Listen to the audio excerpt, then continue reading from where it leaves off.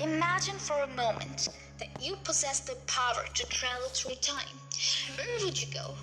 Perhaps you visit ancient Rome, witness the building of pyramids, or maybe even catch a glimpse of the far future. But what if I told you there is a time so alien, so utterly foreign to our modern sensibilities that it might just be the worst period to time travel to? We're talking about a journey, not just thousands or even millions of years into the past, but a staggering 150 million years ago. Welcome to the late Jurassic period, often called the golden age of dinosaurs. Now I know what you're thinking. Worst time to visit? But dinosaurs are cool. And you're right, they are. But cool doesn't always mean safe or comfortable. Imagine stepping out of your time machine into a world where every breath you take is foreign to your lungs, where the very air is thick with unfamiliar scents and sounds, and where danger lurks in forms you never even imagined. This isn't just a trip to an exotic location. This is a journey to an Earth you wouldn't recognize. An Earth where humans are so far from existing that the planet itself might as well be alien. But here's the thing. As terrifying as this world might be to us, it's also a place of unparalleled wonder, a time when the life on Earth reached a peak of diversity and specialization that we can scarcely comprehend today. It's a world that can teach us profound lessons about adaptation, survival, and the ever-changing nature of our planet. So buckle up, we're about to embark on a journey to the most thrilling, most dangerous, and perhaps the most awe-inspiring period in Earth's history, a time when giants walked the earth, when the sky was filled with creatures straight out of our wildest dreams, and when the oceans teemed with monsters and that would make today's great white sharks look like a goldfish. This is Earth, 150 million years ago. This is the late Jurassic, and this is why it might just be the worst and the most amazing period to time travel to. To truly understand the world we're about to explore, we need to set the stage. The late Jurassic period, spanning from about 163 to 145 million years ago, was a time of dramatic change and evolutionary innovation. Picture a world where the continents we know today are unrecognizable. Pangaea and supercontinent that once united all land masses has begun to break apart. North America is pulling away from Europe, creating the beginnings of the Atlantic Ocean. Africa and South America are still joined, but the rift between them is growing. The late Jurassic was a pivotal time in Earth's history. The breakup of Pangaea was reshaping not just the face of the planet but its entire climate system. New ocean currents were forming, influencing weather patterns in ways that would have profound effects on the evolution of life. But what would it feel like to actually be there? Let's ask Dr. Tom Richards, a paleoclimatologist who spent his career studying the Jurassic atmosphere. If you stepped out of your time machine into the late Jurassic, the first thing you'd notice is the air. Hot, humid, and surprisingly thick. Oxygen's level were higher than today, around 26% compared to our 21%. You might feel a bit lightheaded at first, almost giddy. But that's not all. The very composition of the air would be alien to us. Carbon dioxide levels were much higher too, perhaps 4 to 5 times what we have today. This created a powerful greenhouse effect. The global average temperature was probably around 3 degrees centigrade warmer than now. This warmer, wetter world had no polar ice caps. Sea levels were much higher, with shallow seas covering much of what we know as dry land. But it wasn't just the geography, that climate that were different. The very rhythm of time itself had changed. The Earth actually rotated faster back then.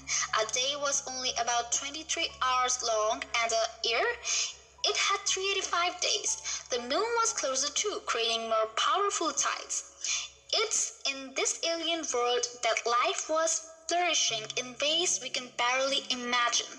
The stage was set for an explosion of biodiversity, particularly among the large reptiles we commonly call dinosaurs. But here's where our story takes a personal turn. Imagine for a moment that you're not just an observer, but a time traveler who's just arrived in this strange world. Time traveler. Oh my God, I can't believe it. It's so different. The air, the colors, the smells, it's like nothing I've ever experienced. And the heat, like a sauna out here. But wait, what's that sound?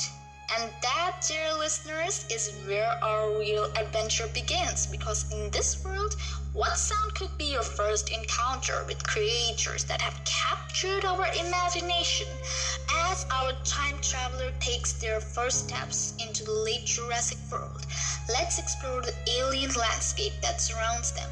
The Earth of 150 million years ago was a planet of stark contrasts and breathtaking vistas utterly foreign to our modern eyes. I don't even know where to begin. The colors are so vivid but warm somehow. The sky has a greenish tinge, and plants, if that's what they are, they're like nothing I've ever seen. To help us understand this strange new world, we turn to Dr. Elena Rodriguez, a renowned expert in Jurassic paleoecology.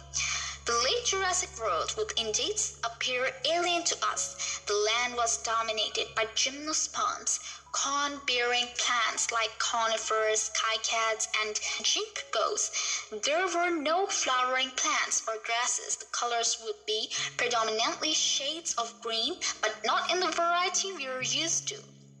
No bright flowers or autumn colors. But it's not just the plants that would seem alien. The very landscape itself was in a state of flux. The breakup of Pangaea was causing intense geological activity. Volcanic eruptions were common, especially along the rifting zones. You'd see mountain ranges being born, valleys forming.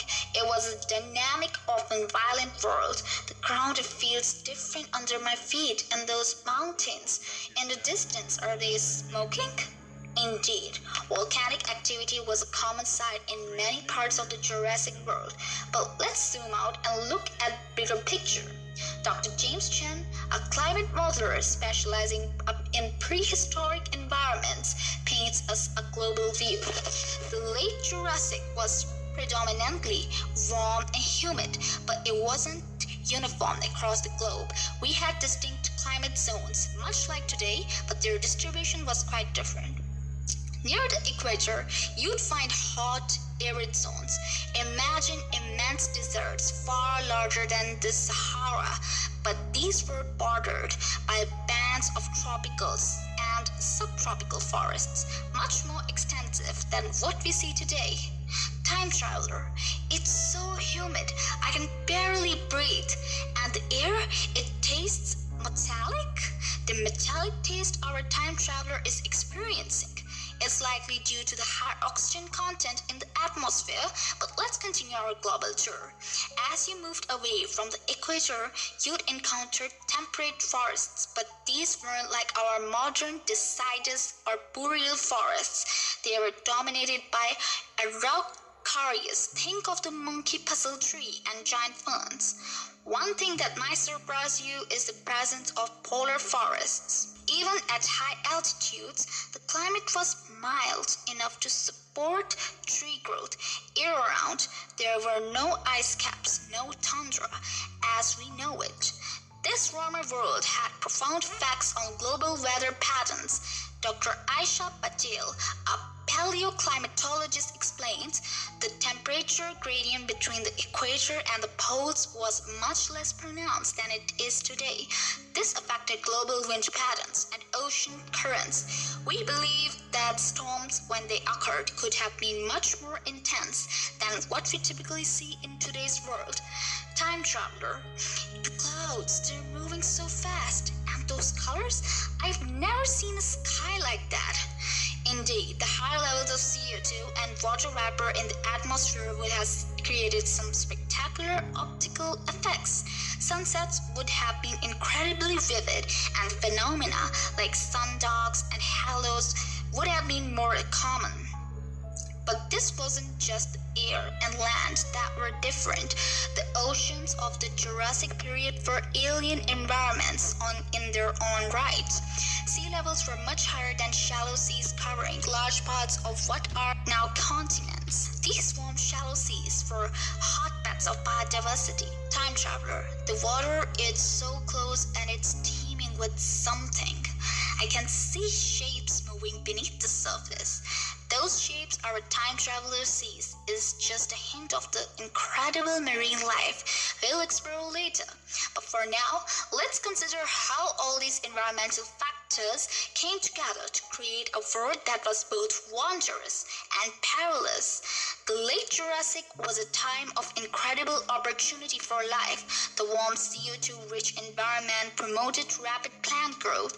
This abundant plant life supported a diverse array of herbivorous animals, which in turn supported a wide variety of predators. Time traveler, what was that?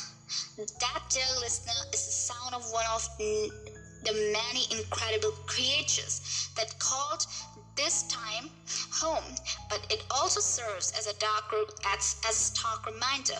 This is not our world. Every step in this alien landscape could bring wonder or danger.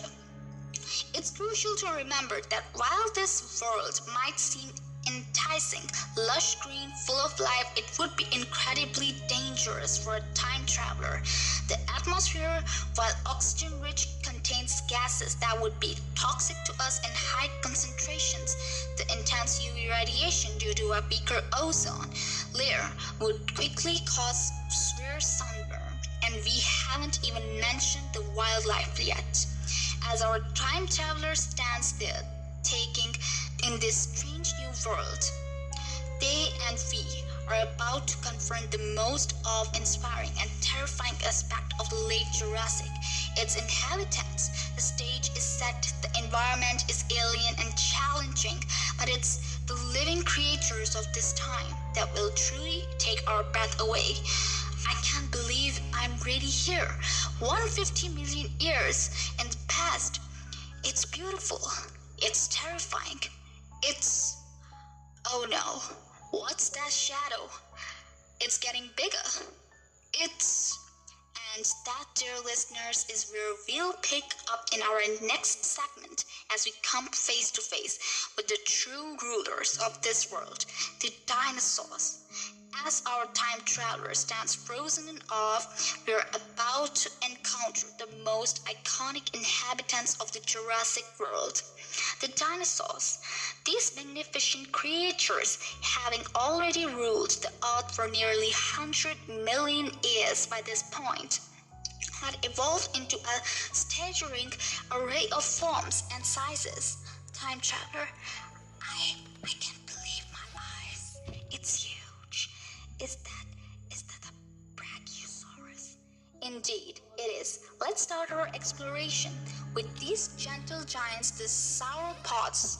Dr. Emma Larson, a leading paleontologist specializing in sauropod evolution, explains, the late Jurassic was truly the golden age of sauropods. Brachiosaurus, which your time traveler has spotted, was one of the tallest dinosaurs ever to walk the earth. Standing up to 16 meters tall, it could peek into a fifth-floor window if it were alive today. But Brachiosaurus was just one of the many sauropod species. We had Diplodocus with its impossibly long neck and tail, Apatosaurus, once known as Brontosaurus, with its massive wood-like tail, and the tank-like Camarasaurus. These animals were the largest land creatures to ever exist. But how did these giants support their enormous bulk? Sauropods had several adaptations adaptations that allowed them to reach such sizes. They had air-filled bones, similar to birds, which reduced their weight.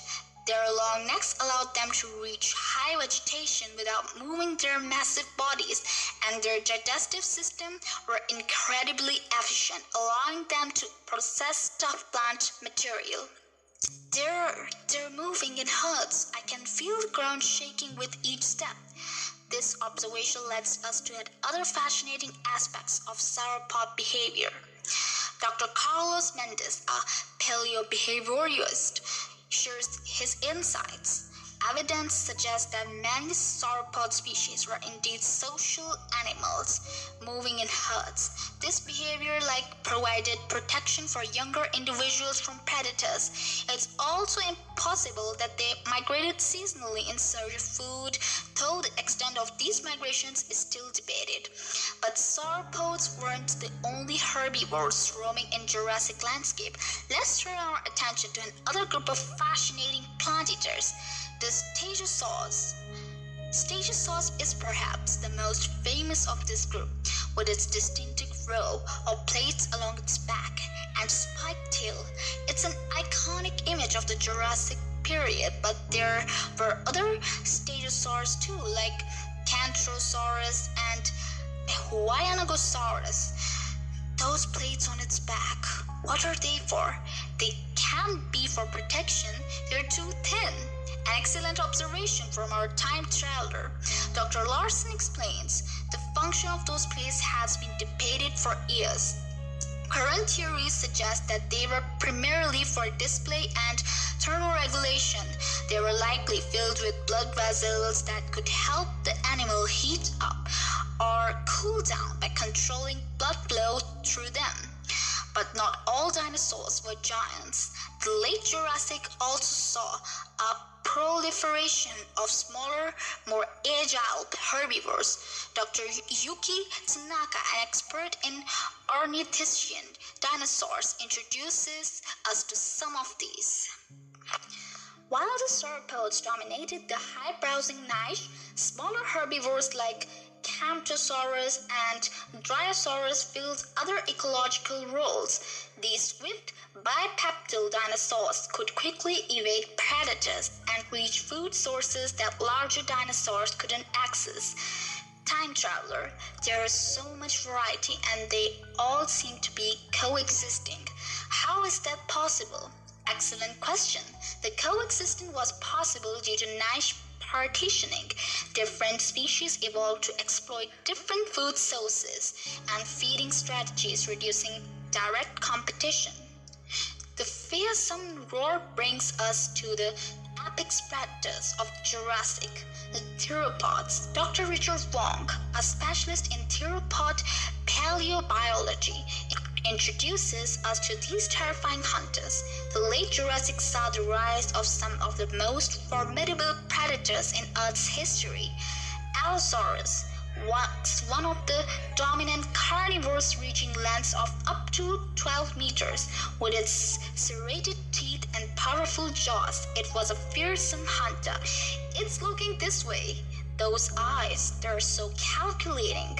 Indeed, Allosaurus were likely a highly intelligent predator, but it wasn't alone. We also had Pterosaurs, with its distinctive horned nose, and the smaller but no less deadly Compsognathus. But perhaps the most intriguing theropods of this time were a group that would go on to have a profound impact on Earth's future. The late Jurassic also saw early evolution of a group called Maniraptorans. These included animals like Archaeopteryx, often considered the earliest known bird.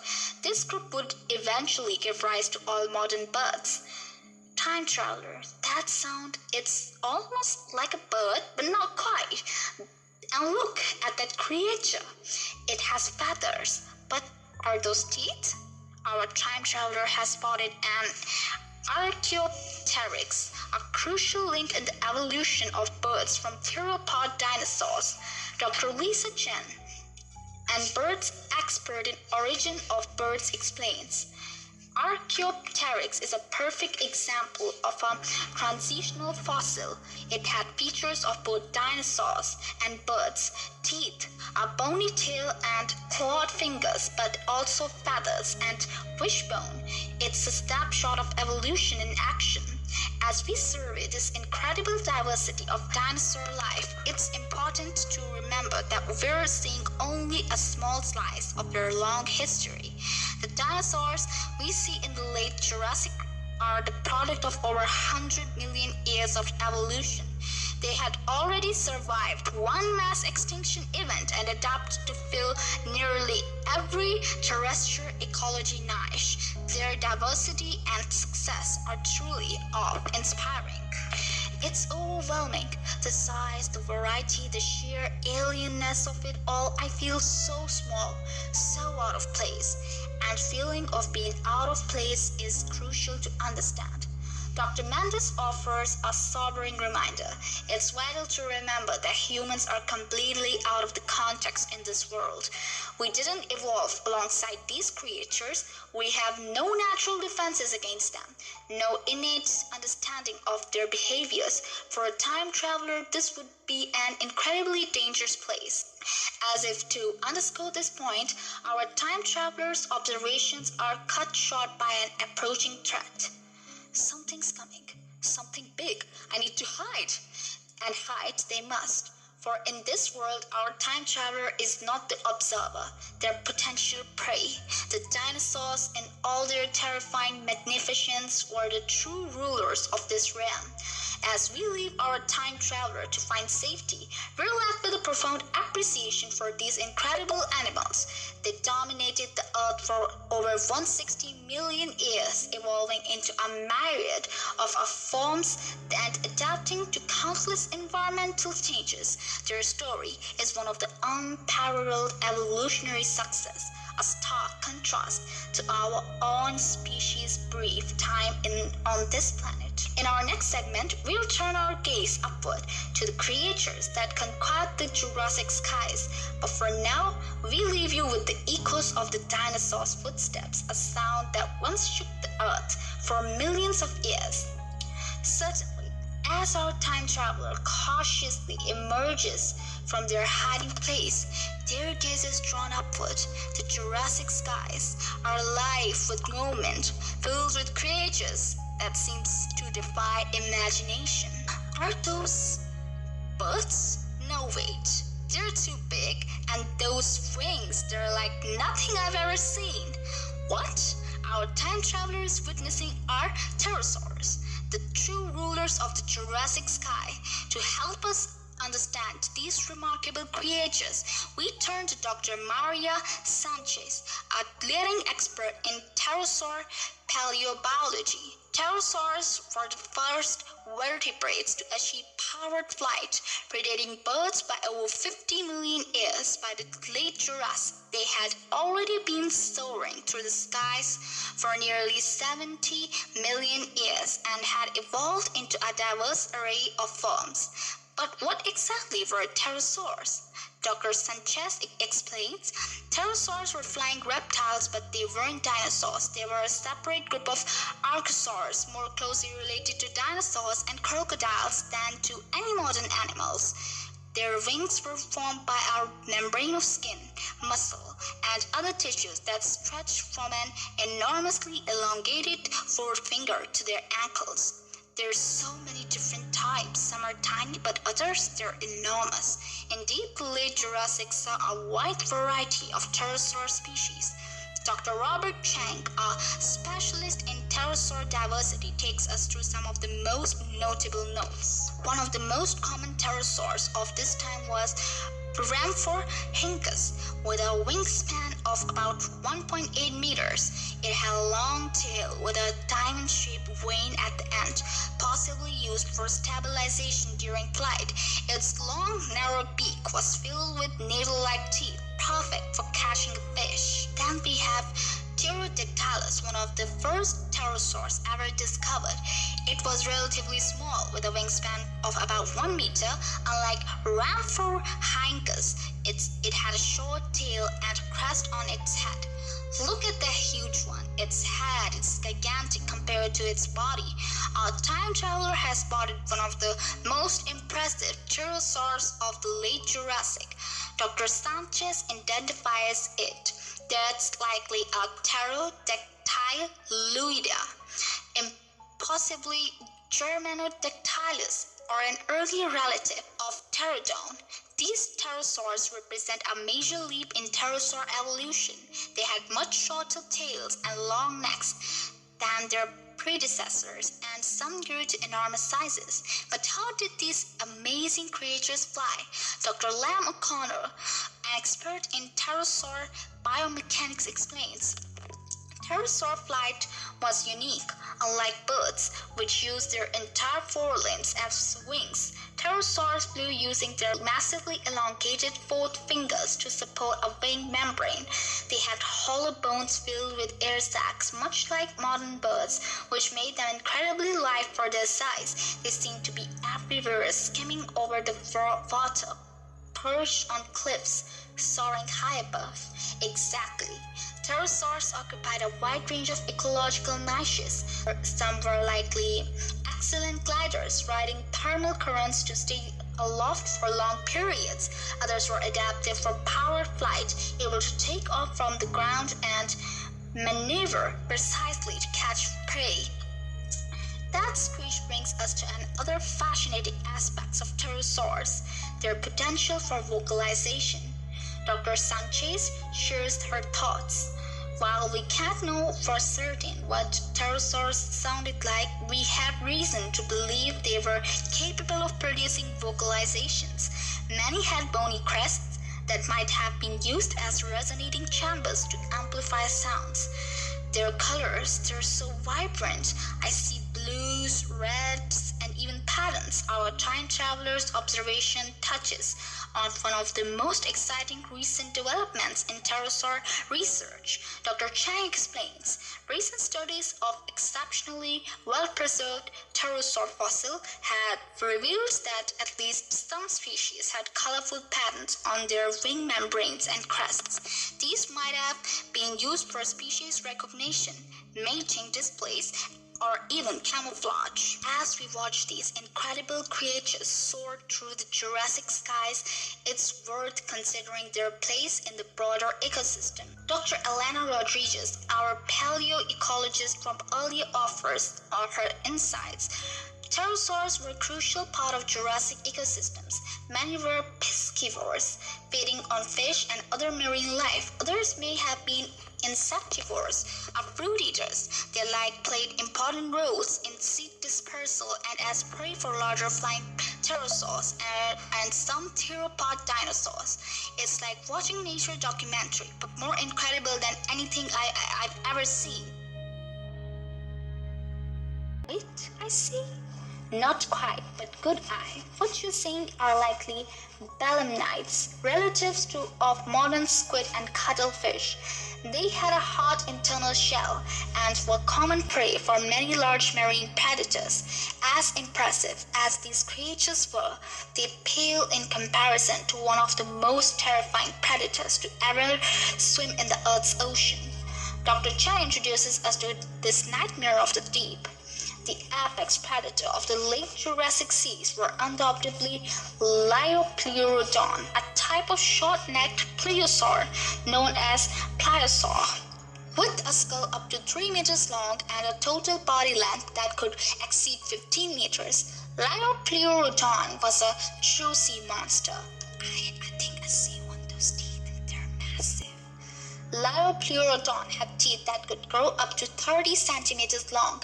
It was likely capable of eating anything it encountered, including other large marine reptiles. But the Jurassic seas weren't only home to predators. Dr. Sarah Thompson, an expert in prehistoric marine ecosystem, perhaps a broader picture, paints broader picture.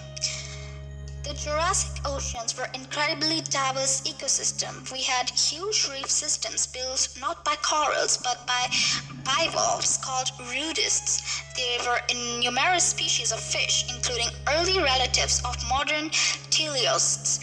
And let's not forget the invertebrates. Ammonites with their beautiful spiral shells were everywhere, as were various species of crustaceans. It's like an alien world down there. How did all these creatures become extinct? Many of these groups like the Ichthyosaurus, Liosaurus and Ammonites survived well past in the Jurassic, only to fall victim to the same mass extinction event that killed the dinosaurs at the end of the Cretaceous period. Others, like some shock lineages, survived and gave rise to modern species. As our time traveler stands on the shore watching the swirling life in the alien sea before them, we're reminded of the incredible diversity and the resilience of life on Earth. The Jurassic oceans, with their monstrous predators and bizarre creatures, represent a pinnacle of marine reptile evolution. Time traveler, it's beautiful and terrifying all at once. I feel like I'm standing on the shore of an alien planet, and in a way, they are. This world is so different from our own, serves as a stark reminder of the constant change that characterizes life on Earth and creatures that rule these areas. Magnificent as they were but a moment in the vast expanse of our planet's history. As we leave the shoreline, the sounds of the Jurassic Ocean fading behind us, we carry with us a profound appreciation for the wonders that once swam in the Earth's prehistoric seas. In our next segment, we'll explore the plant life that formed the foundation of this incredible ecosystem. Certainly, let's move on to explore the plant life and forests of the Jurassic period. This section will delve into the unique flora that dominated the landscape during this fascinating era. As our time traveler moves inland from the prehistoric shore, they find themselves surrounded by an alien forest.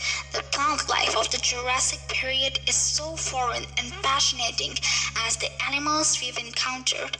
These plants, they're like nothing I've ever seen. Where are all the flowers and the grass? To help us understand this ancient flora, we turn to Dr. Alicia Burns as leading paleobotanist specializing in Mesozoic plant life. Your time traveler's observation is spot on. The Jurassic landscape would look very alien to our modern eyes. Flowering plants or angiosperms hadn't evolved yet.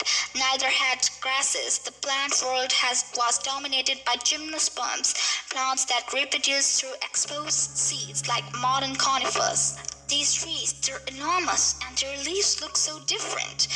What you're likely seeing are conifers, but not quite like the ones we know today. The dominant conifers of the Jurassic included Araucarians, relatives of today monkey puzzle tree and podocarps. These could grow into immense sizes, forming towering forests. But conifers weren't the only trees in the Jurassic forest. Dr. Hiroshi Tanaka, an expert in prehistoric cycads and ginkgos, explained. Cycads were another major component of Jurassic flora. These palm-like plant trees with their thick trunks and crown-floored stiff leaves would have been a common sight. Ginkgos were widespread. The Ginkgo biloba we know today is often called a living fossil because it's changed so little since the Jurassic. I see something that looks almost like a fern, but bigger than any fern I've ever seen. You've likely spotted a tree fern. These plants, which can still be found in some tropical areas today, were much more widespread in the Jurassic. They could grow up to 20 meters tall. The sound of water brings us to another important aspect of the Jurassic plant life. Dr. Ferns explained, horsetails, relatives of today's scouring thrushes, were common in wetter areas.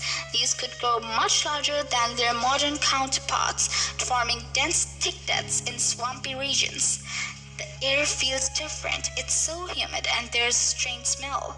This observation touches on crucial aspect of Jurassic plant life. Dr. Emily Greenwood, a specialist in paleoclimatology and its effects on plant evolution elaborates. The Jurassic atmosphere had much higher levels of carbon dioxide, and we have today perhaps 4 to 5 times higher. This combined with the warmer temperatures created a kind of greenhouse earth. Plants thrived in these conditions, growing faster and larger than our current climate.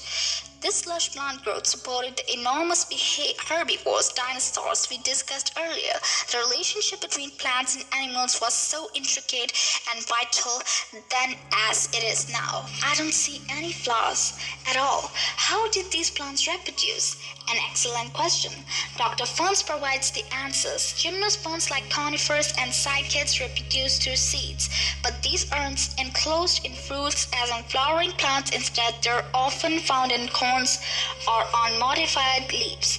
Winds played a major role in pollination for many of these plants.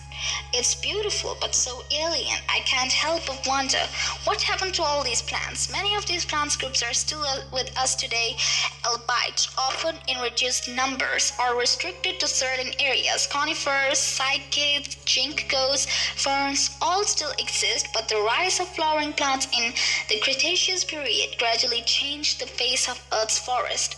That sound serves as a stark reminder of the changes to come, but here in the lush Jurassic forest, life flourishes in forms of both familiar and alien. It's important to remember that the plant life we see in the Jurassic represents over 300 million years of terrestrial plant evolution. These were highly adapted, successful life forms that dominated the Earth for far longer than flowering plants have. I wish I could take a sample back with me, but I suppose that might cause problems. Indeed it would. As our time traveler moves through this prehistoric forest, we're left with a profound appreciation for the ancient plants that once covered our world. Their legacy lives on in the coal deposits formed from their remains, in the descendants that still grow on Earth today, and in the fossil record that allows us to peek into this long-lost world. As we leave Jurassic forest behind, the rustle of its strange leaves fading into the distance, we prepare to examine some of the smaller but no less fascinating inhabitants of this ancient ecosystem. As our time traveler carefully navigates through the dense Jurassic undergrowth, their attention is drawn to the smaller inhabitants of this prehistoric world. While the giant dinosaurs and marine reptiles may dominate our imagination, the Jurassic ecosystem was a complex web of relationships. Just like our modern world, it shows us that no species exists in isolation. This understanding is crucial as we work to protect and restore ecosystems today. Perhaps most importantly, our exploration of this ancient world underscores how fragile and precious our current ecosystem is. The world of the Jurassic may seem amazing, but it was hostile to human life. Our current biodiversity is very air we breathe. These are not guaranteed. They are the result of millions of years of evolution, and they're worth protecting. I never thought I'd say this, but I'm grateful for our world.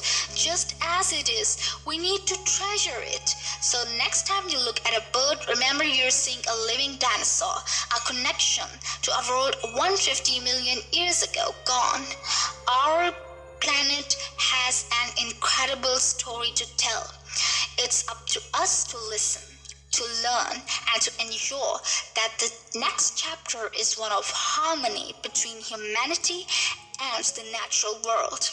After all, we're not just observers of Earth's story, we are part of it. The Jurassic may be the worst time to travel to, but it's one of the best times to learn from. As we face our own era of rapid change and uncertainty, we must ask ourselves what kind of world we are creating for the inhabitants of Earth 150 million years from now. And more importantly, what are we willing to do today to shape that future? Hit that subscribe button now and press on the video now pop in on your screen. I'm sure you will love it. Don't forget to leave a like on this video and see you there.